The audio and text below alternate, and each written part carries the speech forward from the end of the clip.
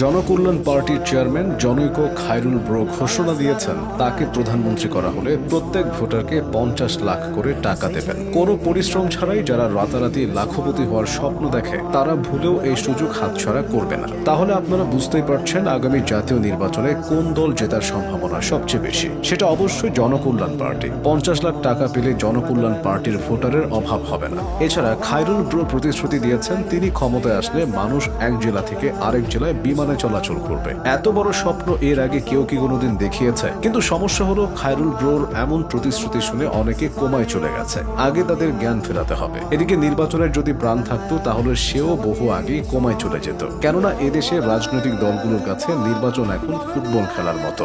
যে যেভাবে পারছে এটাকে শুধু কিক দিচ্ছে। বিএনপি বলছে ফেব্রুয়ারিতে চায়, এনসিপি বলছে ফেব্রুয়ারিতে হবে না। এদিকে জামায়াতের আবদারটা আরেকটু বড়। তারা পিআর পদ্ধতি না হলে নির্বাচনেই যাবে না। নির্বাচন যখনই হোক দেশের চিত্রটা যে খুব পাল্টে যাবে সেটা বলার উপায় কি? কারণ এদেশের রাজনীতিবিদরা রাজনীতি না করে জনগণকে বিনোদন দেন। এই যেমন গণ অধিকার পরিষদের রাশেদ খান বলেছেন ডক্টর ইউনূস সরকার হাসিনার পরামর্শে দেশ চালাচ্ছেন। বাংলা ভাষাটা ঠিকঠাক বুঝলে রাশেদ খানের এই কথা শুনে কোনোদিন না হাসা সুনীল নারিনও দাঁত বের করে হাসত। কারণ শেখ হাসিনার সবচেয়ে বড় প্রতিপক্ষ এখন ডক্টর ইউনূস।